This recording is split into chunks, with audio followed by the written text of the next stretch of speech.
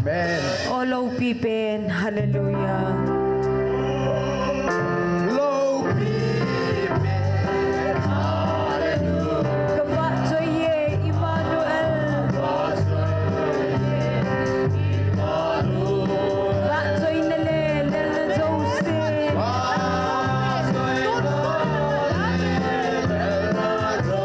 Dun Soli Nangahi. Hallelujah. Hallelujah.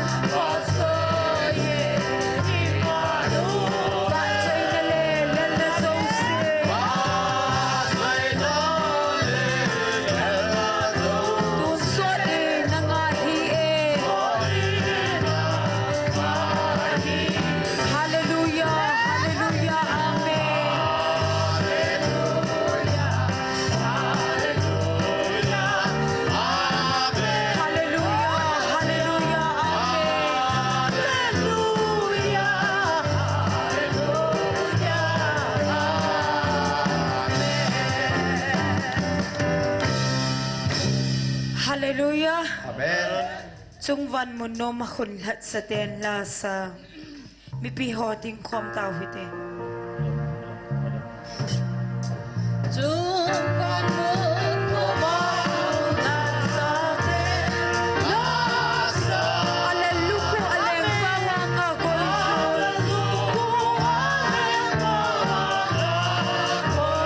Leisen lungdon lungsin na akel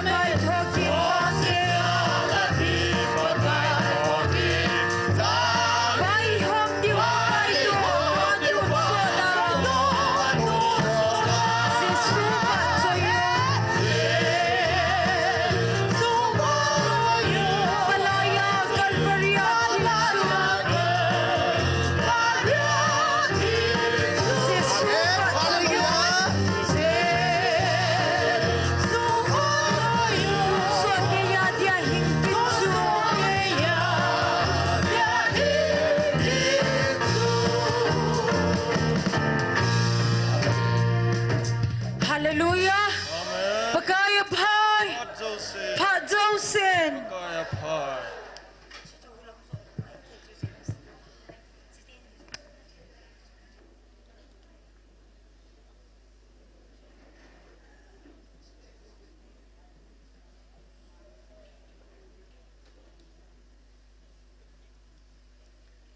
Online na hong pahozo set ni ko pa.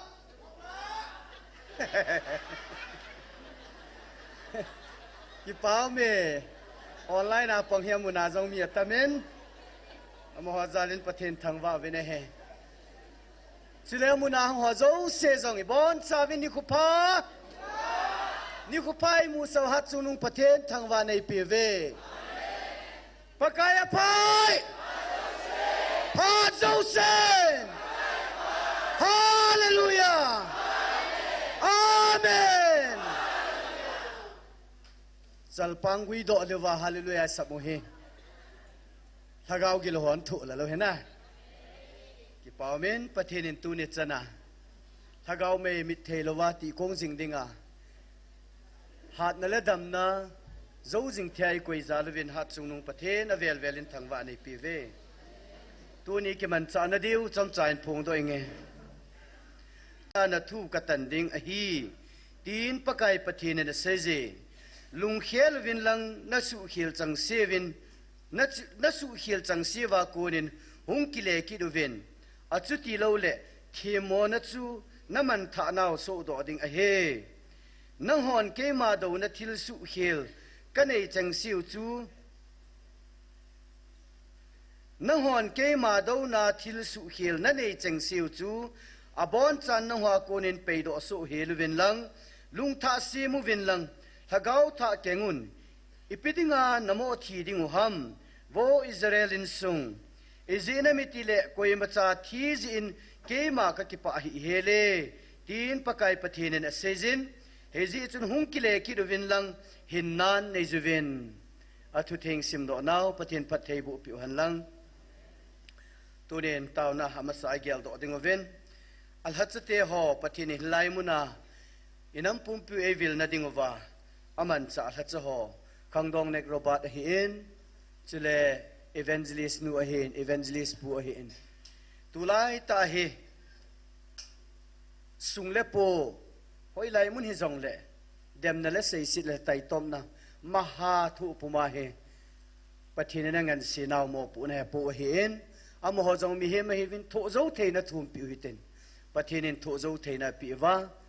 pathina i pi naw e ti pi phat sung ilun ka siwa pathinin hang san ta a chai chan lung zo the dinga amo ho cheng jong pathinin man cha wa pathin lung thei na i to mol so the na dingovin tunen ha cha ho cheng dingon taw na nei pi ute chile muntinal hagao meiti a inam mi te ho in su mi te ho hilai mun ta sana ata san lo ho dinga hagao me muntina ti amit hilung ho zo sidingen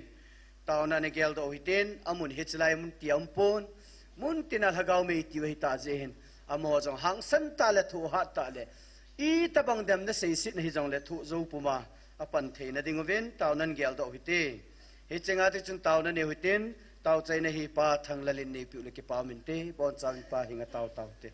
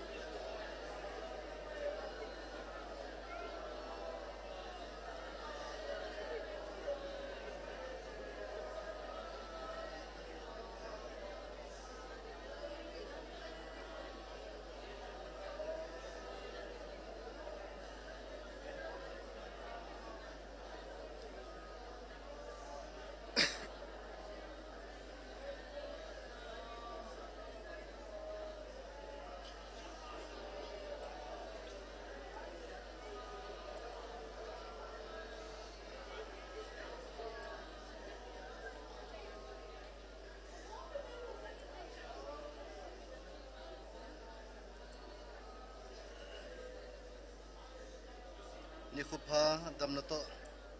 nei jing kai tho wa tu ni a na thupi namun taw namun mi za nang ma wa chai khoma phat tyo jong pan the te dinga kam ta jibin na men ka thang ba na wa chai la sa dinga he in taw na lam kai dinga he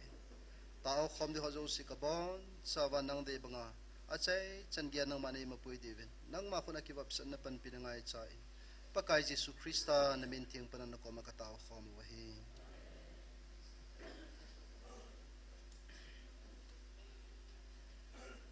ki pamen tu na banin pathin wa chai la seding nunga lam neo hung masantin nunga lam ne venan sa chai chai le pa ngam lalen an jok pe dingin pathin wa chai la seding amani hi ko ta ve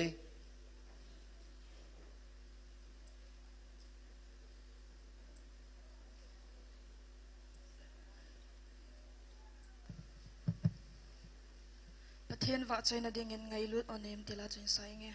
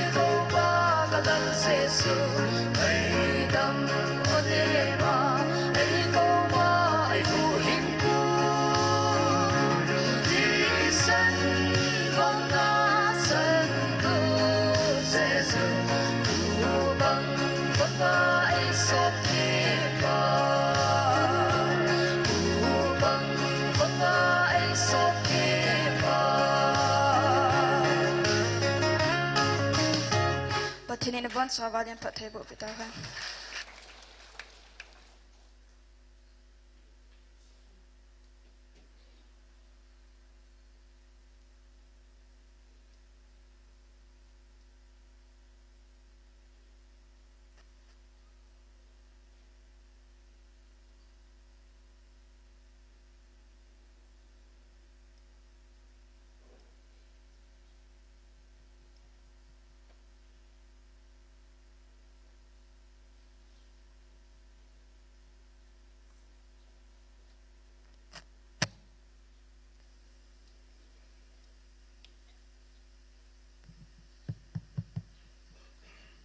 in sung mit yon abon chang jing ka pha tu phana pathin thangwan la kan sa do di hele UPS in a sim pa thong lin in a sa apathinu pakai hi khanam mi te tila chun salo in kati hello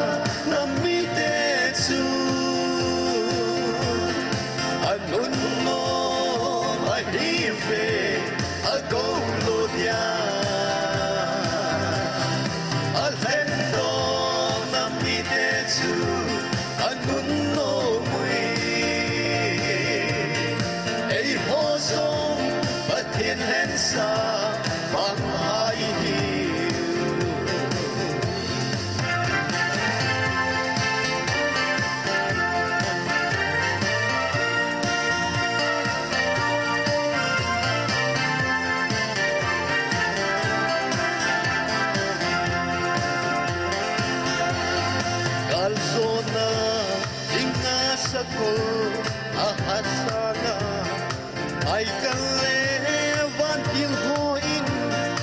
subscribe cho kênh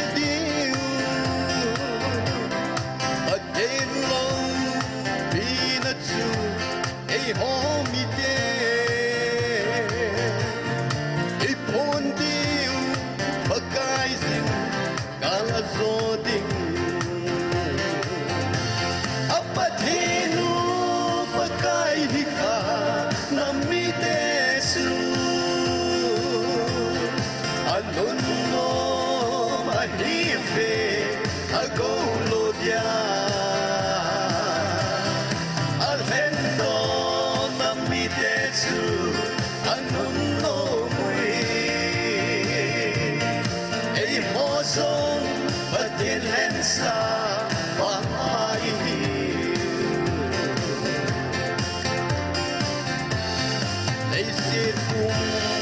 để không bỏ lỡ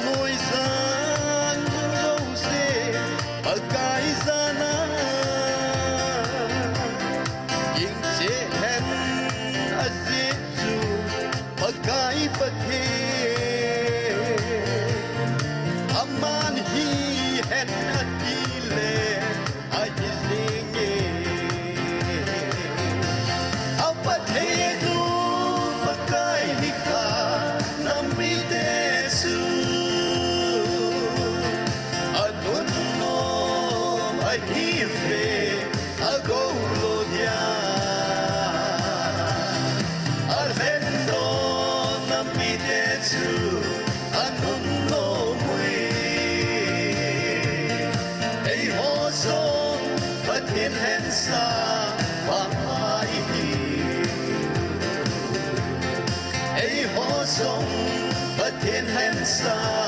mamai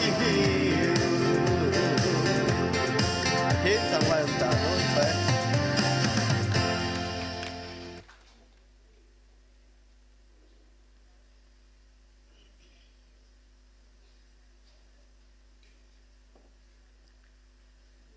ki paumin pathin wa chelangai ta tain sa do piu nunga lamneu hin pangam lalahin amani chungang ki pathu seven amani zalin patin thangwa ve patin wa chela sateni ikipa pi naw jong hinten tawnai te mela pi du evangelist patin mang ilim naw jong hinten bon chawin khot be ha ben na beng te patin lagaw thing ki thu pi na chang puma evangelist patin mang tawnai te mela pi du a chai chan ama khuna kan pi do ta ni he Hallelujah. Pakai phain tuni chana damna hei piu ha chunung I pau pathian thang wanum han kumji to na wan noi kitet na pan izan ham kat na pan deu ka ta sanin yaw ha kan na pen tha tila chu football pe he chon set he ta kan na khan hen tua he Olympic gan la ju ka vet he ka khowa ke yin founder pun thu sei din he te la ya ka kitun khowa le ke yang le pathini pui dan huin tin kitang mong mong yin an la wang chu ke wang chen nom ka sabe pun ka pan pi ho cha thiam po win amin wang sei da tang ya na ja cha wen khiêm mò cái sợi hệ riêng về ai bị dòng lẽ bắt thiên thu anh simu tin bắt thiên thu mà anh anh ki hậu limu tin tao na ni về ini đi ohin tu nia kalung thima jing lúc bung som chang som thum de ki ra pat som di le ni kan sim do de cha ko na he ini hậu lim đi ohin Bible choi hon na veo hitin in sim pai yeng e chuin a chiu le ama khokhana alu din chuin a min martha tiu no mei khat ina alun sain chule ama nu chun Miriam kiti supi khat anejin ama nu jong chu pakai keng khupang bula atovin athu anga jinai martha wang chu thachal le na pangin akisalal he jingin chuina ma hinga ahungin ama hinga ahungin pakai ka su pinun ema jing thacha ai changla hi ima nagyalo ham ye chun e ki thu pi dingin solin ati ahin pakayin adon bonin amanu za Martha Martha nang ma thil tam ta ngai to lungkim nahi ahin la ngai char kho a kho khat a kho chu khat se bo he ijenamiti le Miriamin hi chuchi apply chu akilana itai hi chu ama akuna kilapi loading ahi ati pathine thing simo chan chi wading in pathe bu ta han chi chung chang thua hin ni keu lim diu hin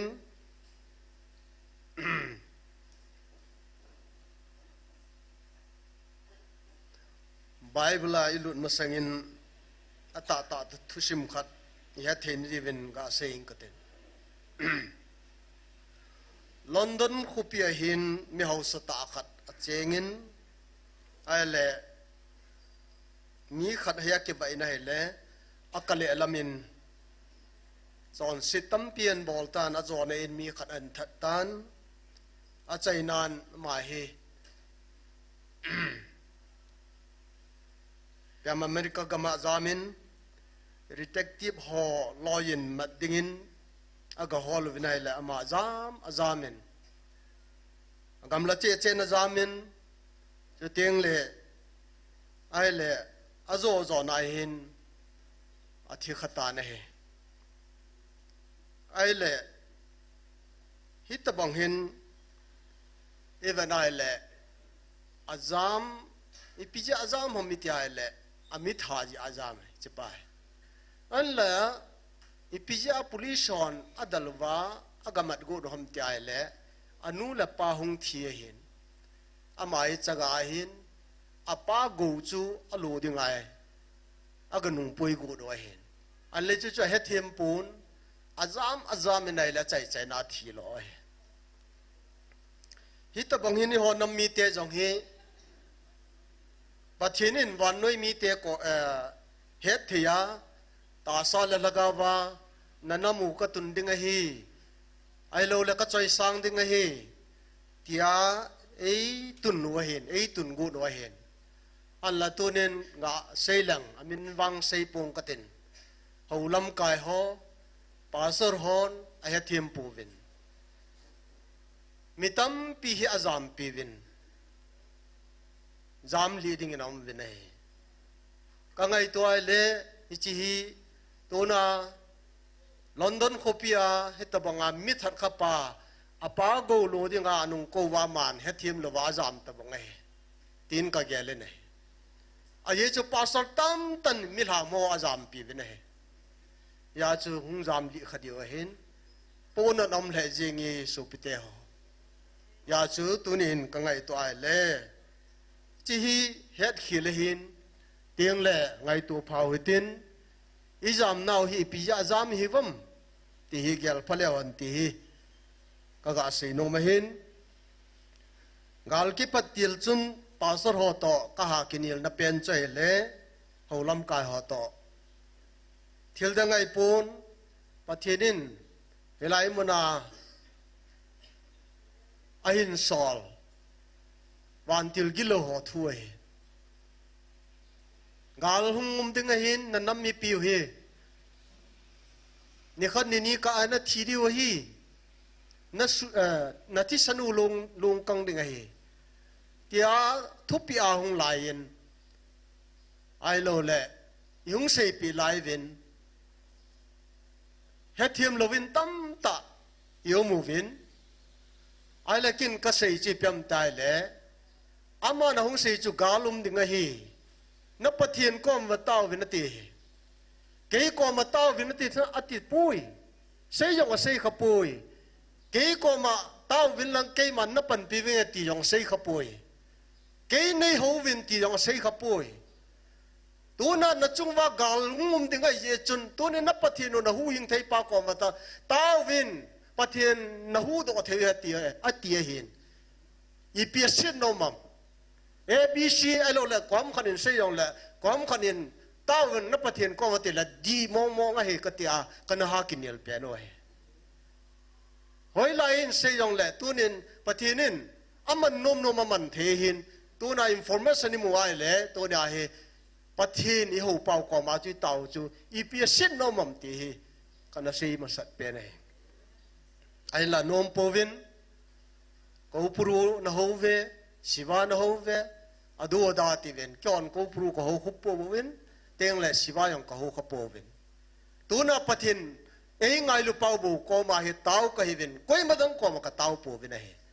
hungun no ho yong na tau vai le pathin i ho pau chu tha khane o le achum hom no ha ka ti ai le tu ni hin ke ko ma tawun ati lo ji achu tu ne pathin ko mai tau vai le pathin ama kam chang ta ayung ho piu ei vil now hi he chen ta wen hallelujah tu ni chang gen ni sang khale som nga le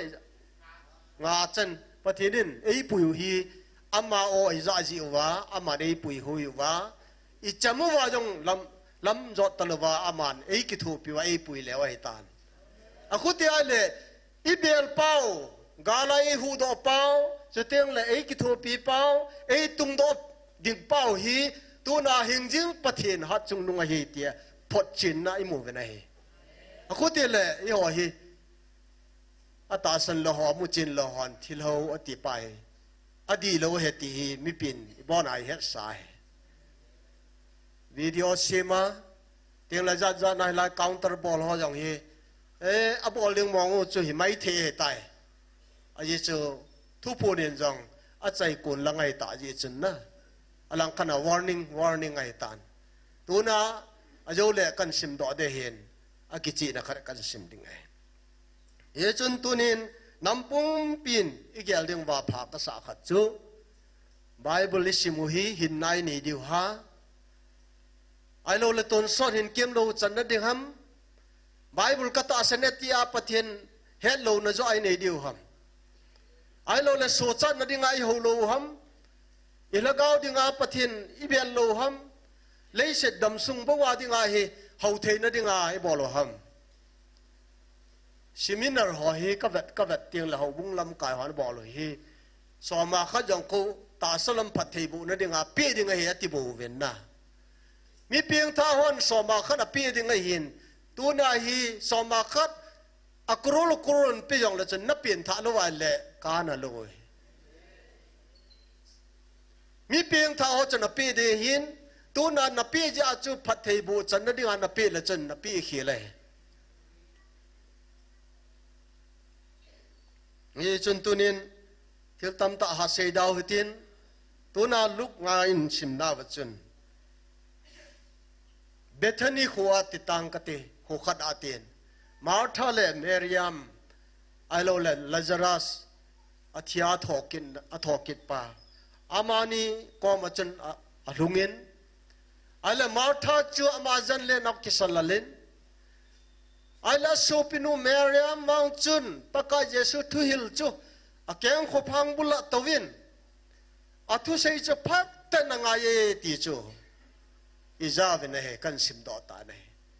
asopinu martha wang chun paka yesu ko ma complain abolen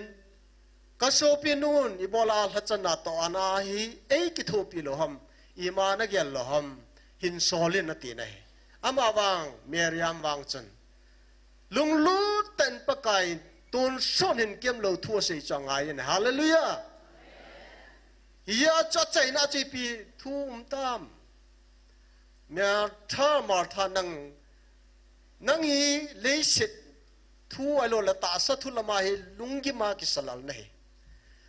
meriam wang chun tu ne hi apply ta ke lana hin ama ko na koi machan ala pi ta lo ding hi ati chu tu ni jong so pi te ho ka ke lai le paka yesu keng khu phang bula to wa ngai nu he meriam he tunin apply ke lan kha he tan tu nai ho jong hi ka sei nom chu hilai muna pathin o za ho hin thil dang jo si sanga ikilan o hi apply tai ka ti adang ipi sei diu ma meriam banga hi apply ta chu ikilan o he kha ai kha ne mi dang in wang he thiam pon cho tiang le yin sung mi koi ta bom ka jong hi chalai he thiam pon ne aleng khil ve ne ipi ham ti chu jo tiang le aban in sei naw te even ai le tunin apply ta kiti hi tuni hi chi pathini nei building tiang le akam changai ho pi ding tiang le ata san ho ka cha ti ho ti tan ilai la tawin thugu ei se pe ki tawin teng le ka cha te building a hung kai tai ti ho sei jin chu teng la che kun teng le min ton nan nei jong le tunin ven kong vil kit de hin het to sa gabriel kan sol kit de het jis ngai lun na hi chi kam chang mai mai jo iti ki pau me tam hallelujah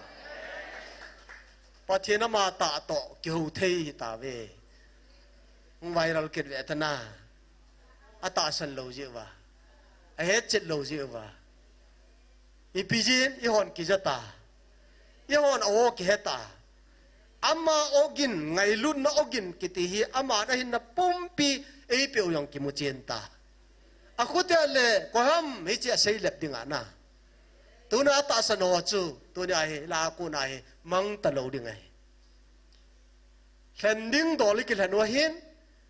tu na van no ya thil tam ta landing o me ai wa gen chi chu lasting lo de tôn sót ở đầy lâu đây giờ chú tu này là nuôi hàng khiếu bổ về Genesis bung som li la nga chi van ai la chang som ni chu sim leo chun na thil keu chang siêu i di win aje chu Egypt gam pumpia aphalai ta chen no ho ai tai hallelujah angai to lo Israel cha te Jacob chapate la a Joseph amuda peno amang nei ja thil hung lung ding vision nei pa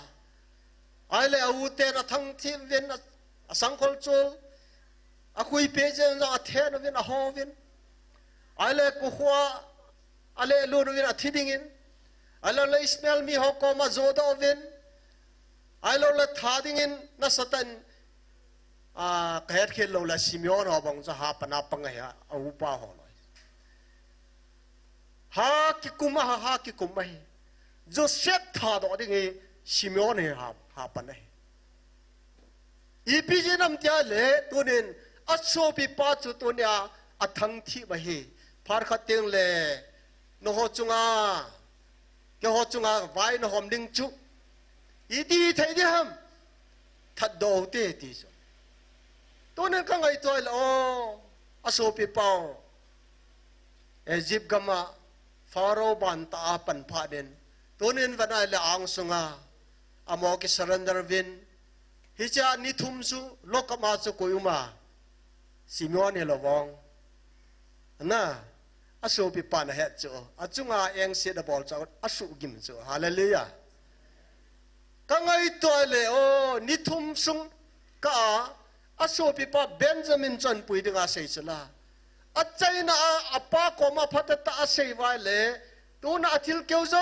siu hin ki gon velang Egypt gama gam phalai Goshen gam chano ho a he tai ti pi hallelujah na thil keu jong i hi vin a phalai ta chano ho chan ngai tai tunin zai ho nam mi te la hi lai ta sa lo hi a phalai ta chang hi ta we hallelujah so pite gel cheno te to ne ibam nang in choice ibam na deilan leisin adam sungi phar sot lo de ai la na deilan chi ibam sumham lopin ham ki chai sang nam i chu na han na lai di ham na a phalai ta cho pathen ngai lut nai lan ding ai ye chun iwadai le tonin so pite ho la sim pan a sei nei pathen cha yu hi iwang phawi Kristane min bona ke pa na kim chan na to he ti chula tu na nai to wa an ama ko mai ta wa inam pum pi dinga thagaw mang le igam ding le nam ding ai taw hi tu na hi an to chu pakai lung lai nai hi ja chui bolo he First Peter bung ni chang koi simai le nango nam lan chom leng thiam pu vai pi theng ama atuma dinga hlan do nei ta ve pathen mi te nei ta ve ti hallelujah tuna nam hlan thieng thiam pudinga tuna pathen thi sana tuna he ordination changi ta ve hallelujah tuna he thiam pu chung nu khade nei ve yu Jesus Christai na chon sen na jo sis sob la dinga ama Old Testament khang la ya gen pum go thil to a chon set hlo leng na no ma hin ngai dam nau ma hin tuna pathen ama ta in tuna athisana tuna he mai chama athisanong tua tuna I chon sin nau thisan banga san du bi jong le tun son nei ko che ding hi ta jong le tuna ama athisana chaya pa ko ma ti chu pa ti chu mi lam do la ya aman alut pia azot paya van khupia dinga tuna hi ei let do ai tai hallelujah kangai tun o so pite o leng thiempu ai lo le thiempu a pang dinga thisanal hadi he vinai ineu pove Deuteronomy bung som la li chang som la khat jai simale pakai na pathian dinga nang hi nam thieng mi te dinga kalhan do na he hallelujah tu nei ga lai le nam thieng Israel te chu wan noi mi te la adinga nam thiengan ta sa anal hanai yo bang tu ne hi pathienin thagawa achai dinga Israel tia emin sawahe pathian thangwanum han hi cho ma kam changai imu wa he akhutia le tu na hi nam lan chom deita ate hiya chu tu na hi athieng ninga ko hi ve nam tin chitin la dinga gospel messenger ai lo le tu na gospel ki panu thu pa sei dinga hlan do ye ve ne akhuti le appointment pathianin ap wa hitan khutia le hla sam ding wa ham hla sam pu ti bangjing ute pathianin ne ho hi nam mi te hi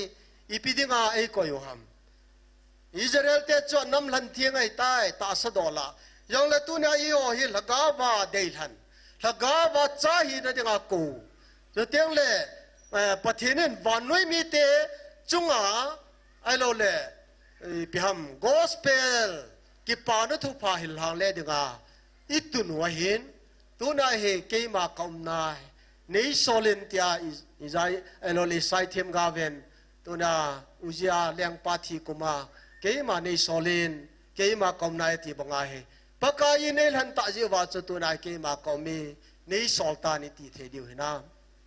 tu nen pathian nei ngan sin na wa le ne a purpose lo la tu pem ji pem tele pathiana hin nei lo ho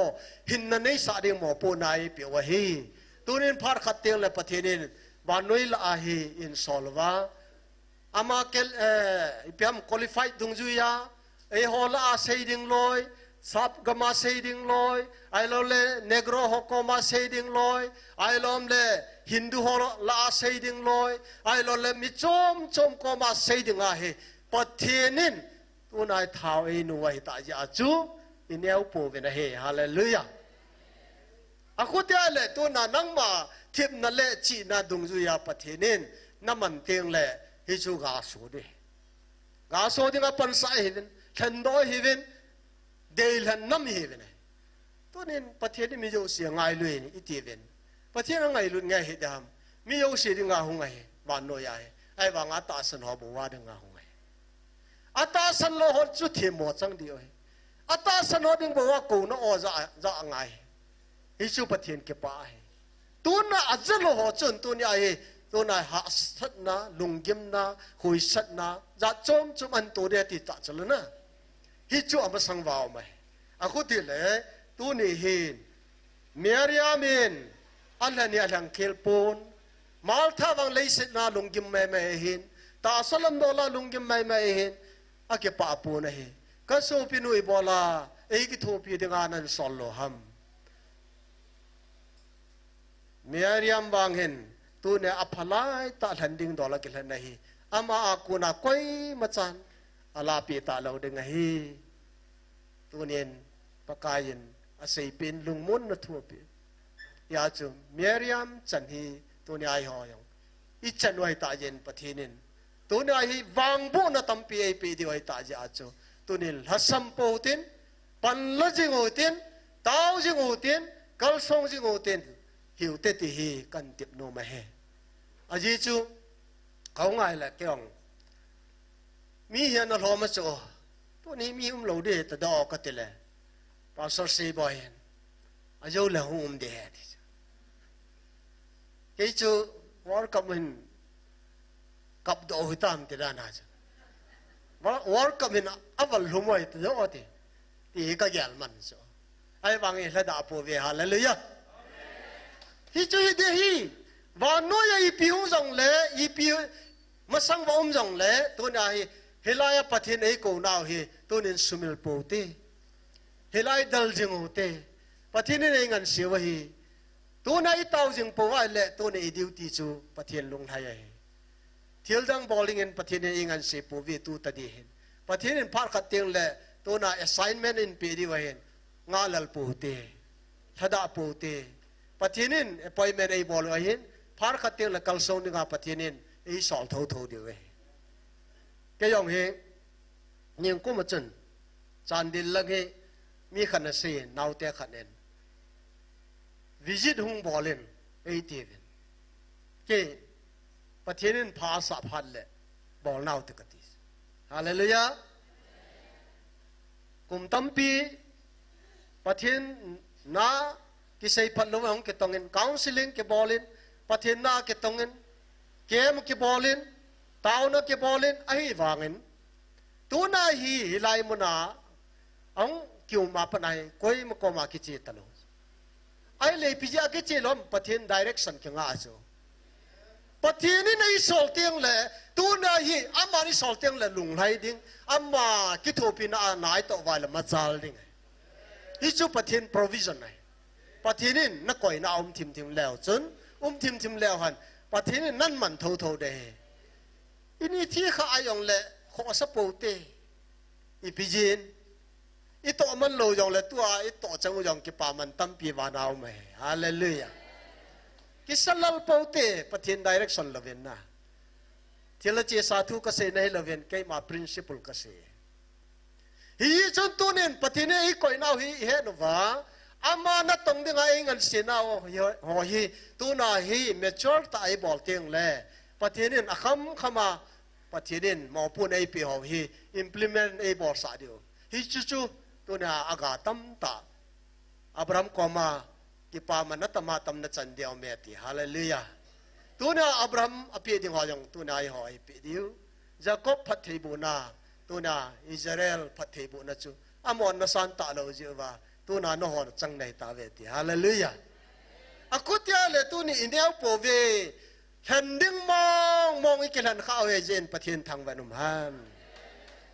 tao na khat na mangutin pathinin phat thei bu piu han lang tao na dinga kan lan hi to kong run chun kalunga khat kan ji jenga hen pathin ko na oi za je ven pathin thang wa ti aji cho za thelo tam ta la nang na za chu mi wang pha nei ki pa thu se yutin azza thelo ho ba na he ata san lo ho jo si pathin o za thin divin tao pi utin teng le tu nia aba na hen pathinin na nam wa tua ki pa na hi naw hung ki jil ya avop ho he na mel lam dan na van til ki lo na su boi ta lo ding chiru bi na pi re tai ti chan la na hallelujah hi chi mel lam dan na hin nei ding ho chu koi ham mi tia le ata sa lo bu a sei sla a ko te le chi naw wa mo to apana naw hin vo mo hung ki jil ding ho jo se tao piu te i tao diu nam kidang pathinin ei tun nomu aman ato gun pa chu midang hon jong kidang an sa de ya chu tu na he chi pathin to gun ne agui lun thei jinga pathinin naw wa boyong dam na pe thin ni tao pi ngai chla ama khuna vop sau te hi cho ding chen tao tin a chai na kin nei ka ti tao na mang tao te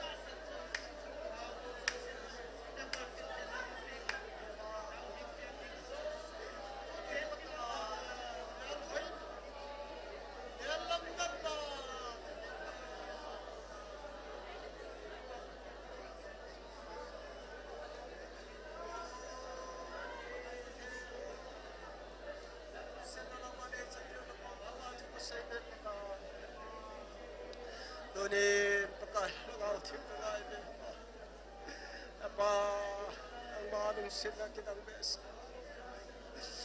Iyamin ipika sa idiw ham. Naoza ng mga koma, pakai kataw. Nalaw pinohoy pakai kitang besa jeng. O mitampin hetim hizong le. Pakai ng maoza, pakai hong panghong. Nang mahopin na zaho. Nang mani ko no, pakai patien zaho, hikabang pabin.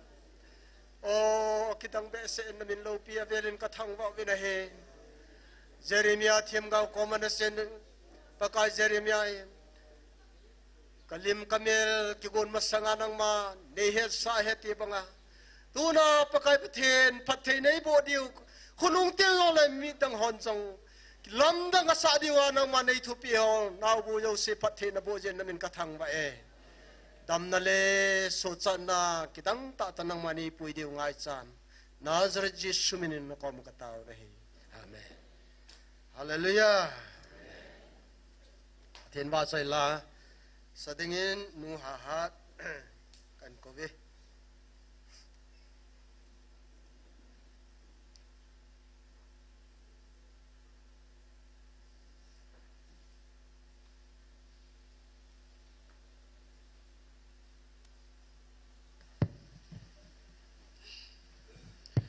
Pathin vợ chơi này dingin zai on gam no tela join sang.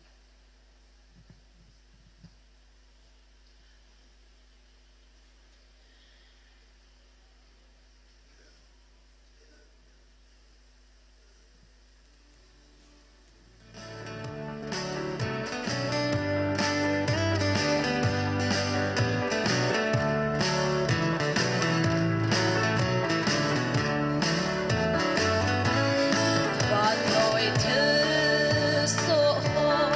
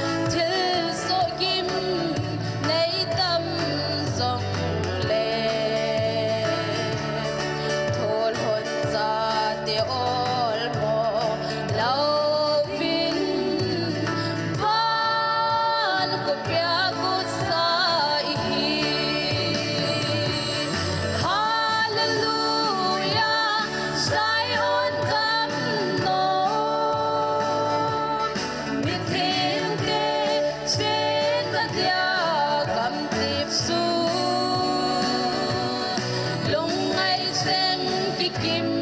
na tuôn son a za lên na gam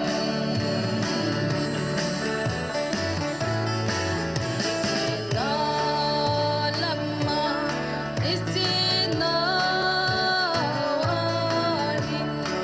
asana uina tam halang su yim nay tâm dòng lệ nợ thân ra thì ôn mô lâu e vinh ban lần sát mai vi Hallelujah Zion gam đô miệt thêm tê xin na dia gam tít su lung ngay xem ki kim na tôn son a sa lên na gam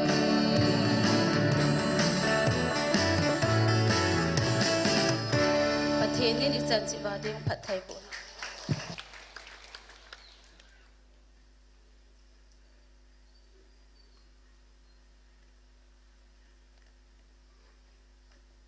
nu ha hat thiền va chơi là ngay ta van gam ngay na la an sa in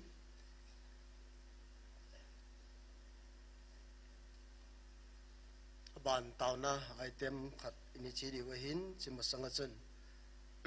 chamcha na ke holim ki rutin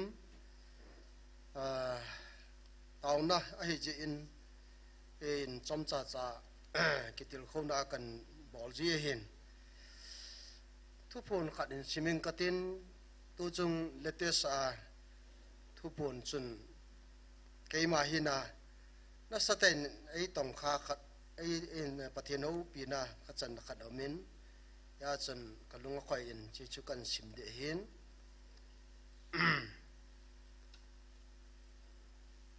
som ni na chun tu chunga thu phun som ni la khat som ni le ni na siminge tun kei man ka ko wa hi chi khela hi ka ko ta ka ko na lai di ham hin ko tapung ka ti aza chun za han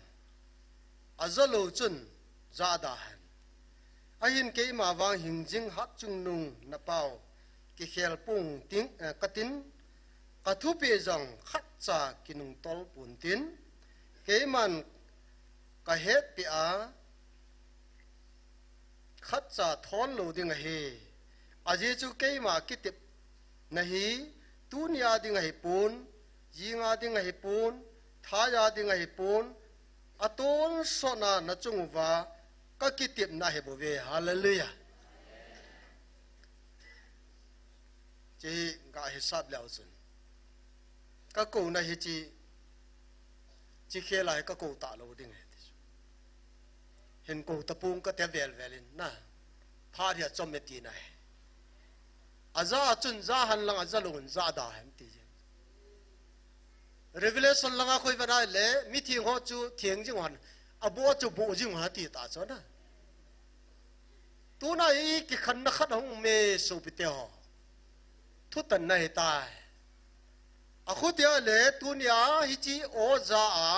หินเกลโคหัวจูมีวางพาเห็นตินอาจารย์โลหะวังจูอาดาให้ดีไว้ฮิจิลาจูนัสโซปียองเจ้าทีอาจารย์โลละไอนัดจ้ายองเจ้าทีนั่นไรนัดยียองเจ้านั่นไรดินักโกลวัววูบุตรเราน่ะอากิเซย์บางอาเฮเทโลตอนนั้นในจริงอิจายนาวฮัมไอโลเล่อิสูปีฮัมตั้มปีนั่นไร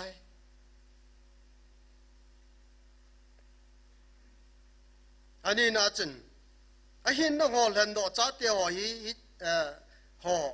ฮิจิฮอไว้ปุ่นนั่นแหละมีหิมสาธุหอยนากิคอมฮิจังแล้วจุน nang ho a pu nan na eng sit na ai lo le nang ho ha dai na le ke ngai tom na in ni hi un nang ho a ke ma ka chengin hallelujah ke ma no ha jing ding ka jing ding ke ma no ho a ka chengin nang ho ke ma a jingun mi hem hon asa thu huina ke khom hi jong leo chun na ho pu nat eng sit na a hello le na ho tha dan nan nei yong me kum ni thingai tan ho in kamu lo na ano ni ngai lo wa ke ngai lo tin tong kho mu tin pathin na tong u tin vai hom kho mu tin pi jong le pathin leng ngam chal dingen pan lau te I ma sei ben kata izat ve request ka bol ham ai wanga I se dan to kitu lo hi jena ti I se dan cha thu phi ngai ta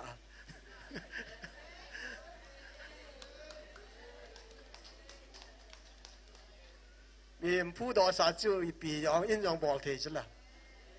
ha salo pya siam lang mo sa nga hoi jo ka siam do de he ke vai pu na jong no mo sa da ventin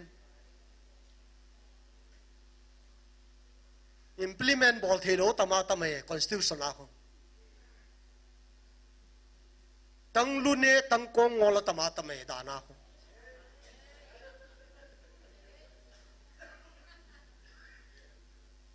au sayam ho angai dam thiwa chago ho ayang bol naw dan ne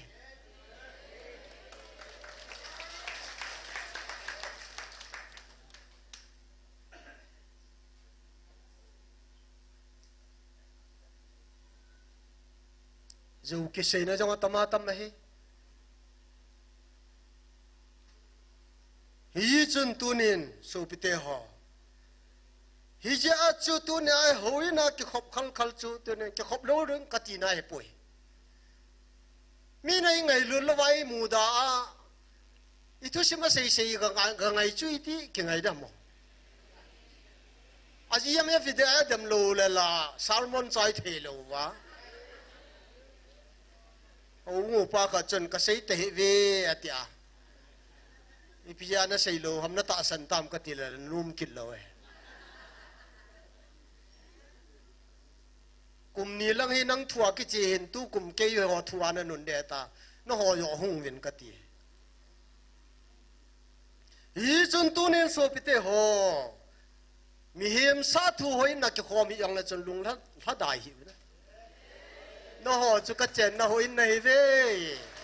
cái mà cái chén bố ai lệ lung ốm mồ hi viên cả cái mà đi ngã vai cái hôm pi đi này ta về thì sao bôi này sai lo sum gu kinia hồi in cái sao họ cái kho mi yang là khó lắm kin tao na copy cái này vào yang lệ organization fund drive cái bol yang lệ MLA minister hỏi approach cái bol lo sum thiêng lo này ở như vậy cái thùng ngay lo cho mòn cái phần địa thì vang là chân welcome cái mà organize fund drive cái bol lo vậy copy về som là sẽ gì cái mang ta về conference hallelujah prayer band triennial conference biennial conference annual conference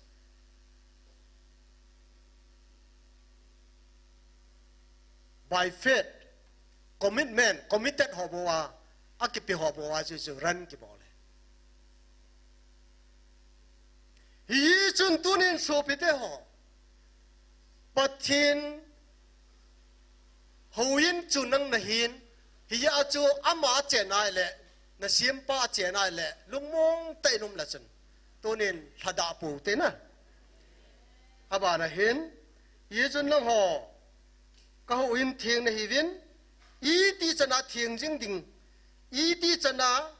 ka pia ka pui jing ding ka cha tel han do chu na hi ve hallelujah ve vin mel ma pa na to ding và nói à na to na chú phong chân ta na chal pangu và hung kila na ding ni khu chú tu hin ahung ki pan tai temptation khep na attack tam ta hung ding he Yesu tu ni ai masang wa hi idau diu tam tam ding he tu nen pakai hoin thing hi ve ama wang leisina na lai hi event backslide thi ai wanga kami chon pha cho ta san wanga hing de anung chon wang la kalung lai lo de chunga tu na nung chon jing ke ya ai lo le chon set na bol jing ke a le ki khul phan na tu na chon set bol zom ho chu pathin cha he ngai pu nei accidental liam the ai wanga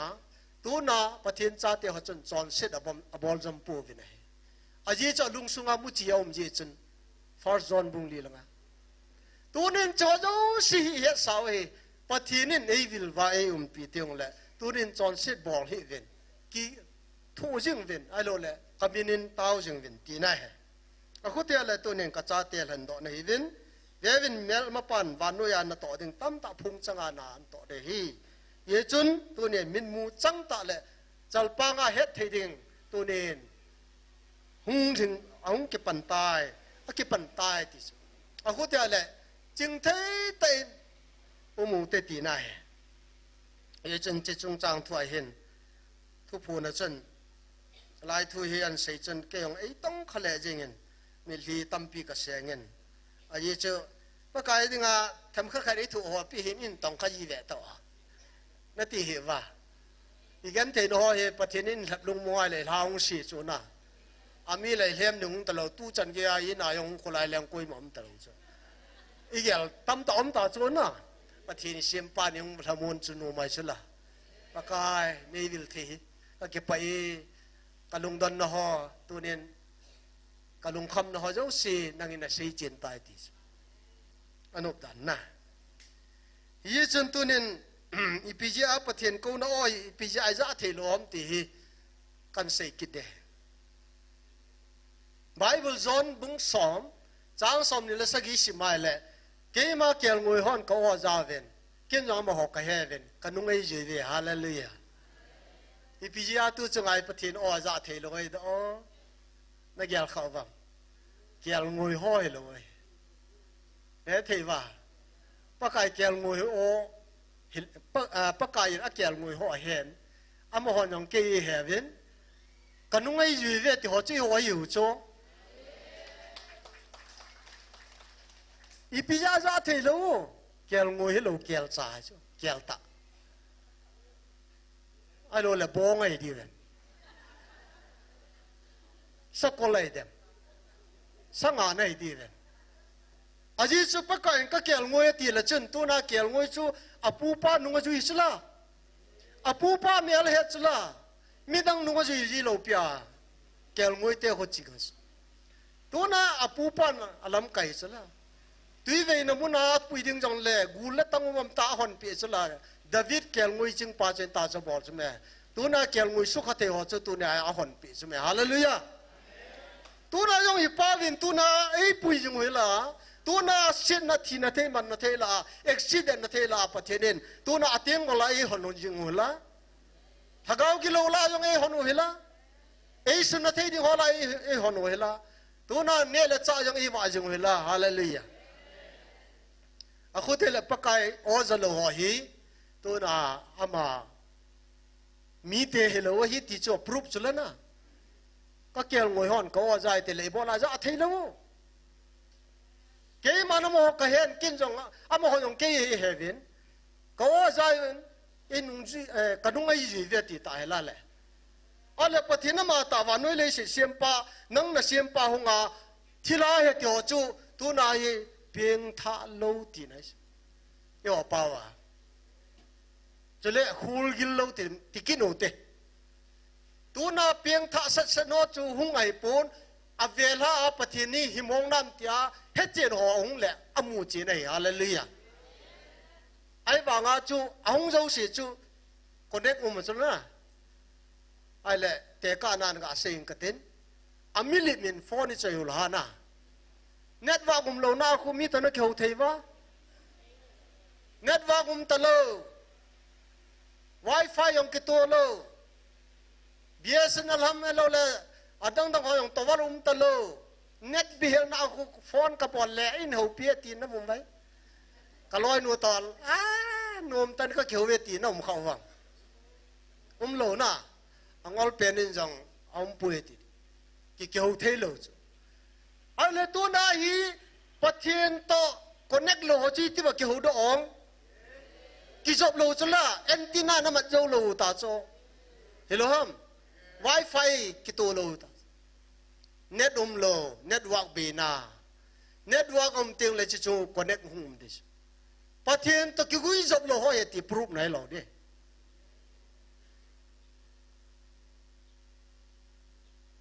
yo hi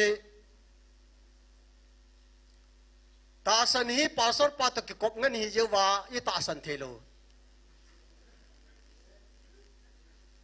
pastor pa wan ga ma che le ke ong ka che de ti ho lo hi ve ta san hi in adi poi ti ho ta san ho ka se na he bible pom ding e ti hon langa pathino hi adi lo he ti ve bible ji pa o hi bo ve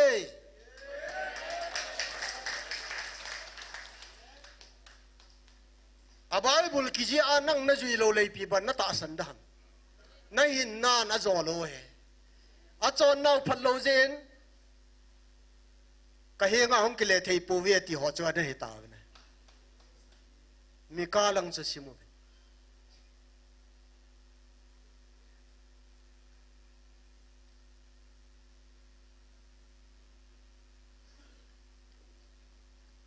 rom mungge chang som lagup na hin lagaw chon ama tai ni ho lagaw to ki thwa pathian cha te yu e sawet hallelujah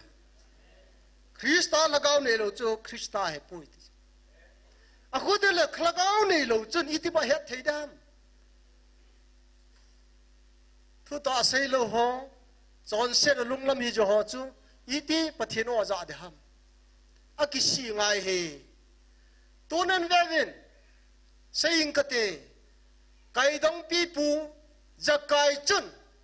tunin mei thai liang vai chaga ho sumne gu ne ye ane zo si chu tunia hi azal lin le nge ati ji a pakai ri chi na hin huing na lung tai ti thei bo he tunai gam ba ne gu cha gu ho yang pathin helai mun ya ta san thei lo he ipijin confessionable povin building anom no ki savin sungu nenan hin khomang ven pathin ta san thei ta po ne mi pijin ama wang I tabangin chon set na gil lo na ne halang tol that jong le pakaya kisi ho se pakai o ja ta ve hallelujah ana tep te tang ho hit tabang thien na lo thien na tai lo pakaya mu lo de ti chu di ta chu tu chunga hong ki phong ki pathin hing jing a hen tu na thien lo na ne gu cha gu ai lo le kita lo na chon set bol no mo le tu na hi mi thi na ding bol ho jo sin alunga hei thei povin ata dan ta na he ong ki le nga ye so cha na dinga tu na ama abel nga ye pathin ha chu nu nga he thil jo se bol the a ko te la tu na ki le thei lo le amina christian na hin ping tha lo na hin pakai on ja thei lo hin kel ngoi na hi pu na he tu na min asai ya hung lo na hi le nang ma ta hung in John bung li chang som ni le ni tam chu sim lao chun chang som li le ni zo hin Samaria nu menu tunin paka yesu na akyo pin a chon na jo se sei do pin ai le cha chun nang ma thiam gaw khat ne tin amun thiam gaw ati a chai na chu mesia na he hallelujah amu ma sa chun thiam gaw mu he thiam gaw khat hi dinga ta san he ama wanga bana achon se jo sen se do pia a hi na jo se a se do pia ki chi ta a he chet phat chun nang mesia a hong dinga ki sei pa chun nei tai amu chin nei Samaria ko pia lain tunen mesia tiu chu hi khat bi kham hung ve vin ti a sei lai ven tunen ven so pite ho mi pi ho chu hung tan a hele pakai Yesu chu amutavi nume nu za na hon na seya kata sanai po ve ke hoten van noi hu hinga ata hi ti ka hon ka hung mutavi hallelujah isang gagel vo so pite hon nume nu seya la Yesu hung muwa nume nang na seya po ti chu luhanom ni dan so na hello dam na hisap ko wang na ngai tu ko wang nang ma sei je pon ko tan ka mu he hallelujah tu na mu ho ta hung ngai chula hilai mu re phot chen ngai chula am ho ta sa ta hung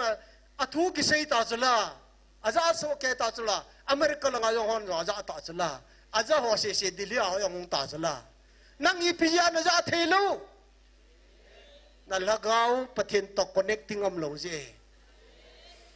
America hay Singapore Malaysia cho tiếng là Norway cái mà ông hòn dòng azao về lagau pathin a hết gì akial ngồi hi je na he về này tu na nang na hết thế lâu lệ ki khô lên cái tiề na pen than assurance of salvation lo he rom mung sa khun ama chon phan na bol ding ko den alung wa chon phan nam lo yisun pathin na chon phan na pathin na lut ta pu ve tiề amo hi na bol o de go jeven tu na leadership ja tu na ki pithai lo tam ta mai ta tu na hi leaders kilet sa ja hilai mun hung nom lo ja pathina peng tha lo de ta a pen tha lo ja chu tu nen hung peng tha le phadi da ne sei le han sei de tamen ki sei lo lai he ye chun tu nen ge lo ten so pite ho dunia hi meria men o tuna hi aphalai ta kelhan hi banga tuna hi nampum pi lai ta sanon aphalai ta han ta yon pathin thang wanuman no se ya kata sanai poi ke mo hoten ka ve mesia chu ai mo wanu hu hing pu dinga hungai bo ve ti kata san ta ve ti hallelujah tuna yong na hung lo wa nang ma ten nang khol lo wa le mi sei manin pastor pa sei manin au bung lam ka sei manin bol ta hin na wang sit de kyon kamuta ve mi ho sei je a hi po ki ho ka che wa ka mu wa he hallelujah pathenin phathei bu pi halang taw na namang kinutin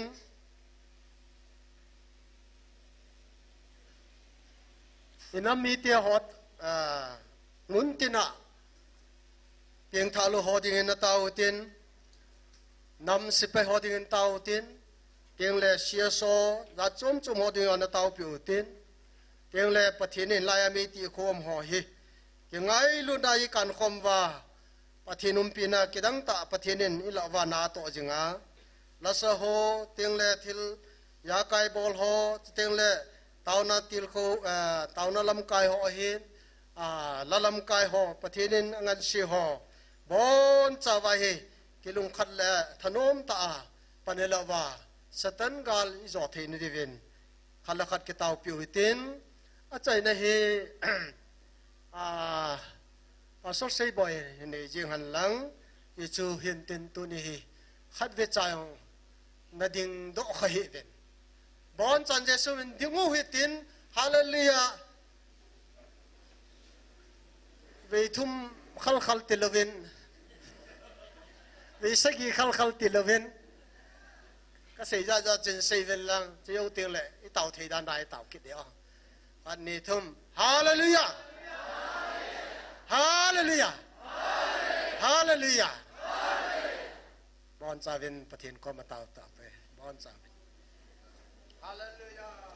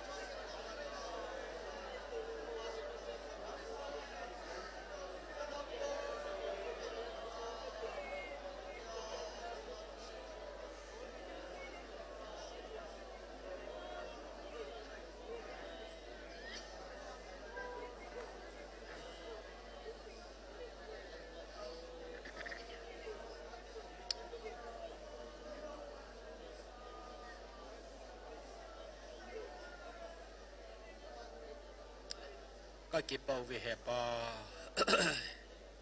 dunia zong pakai nang ma thupi te ni te a subuli te nei ko zuwa ka pram te ho zong pakai sai te te ding anei ko ta zin hallelujah nang ka thang bi pa ka pu mi thiang pol to ke bang sana ham pha changa aman zong adat mo liwa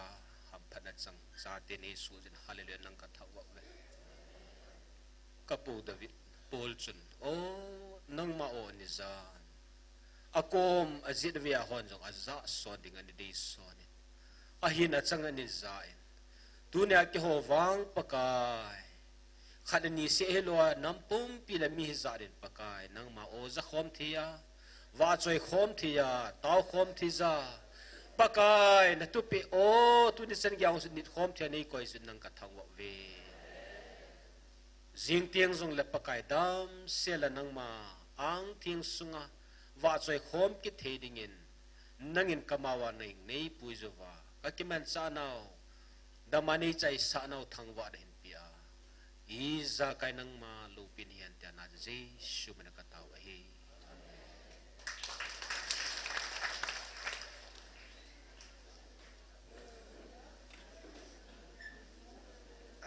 dam selvo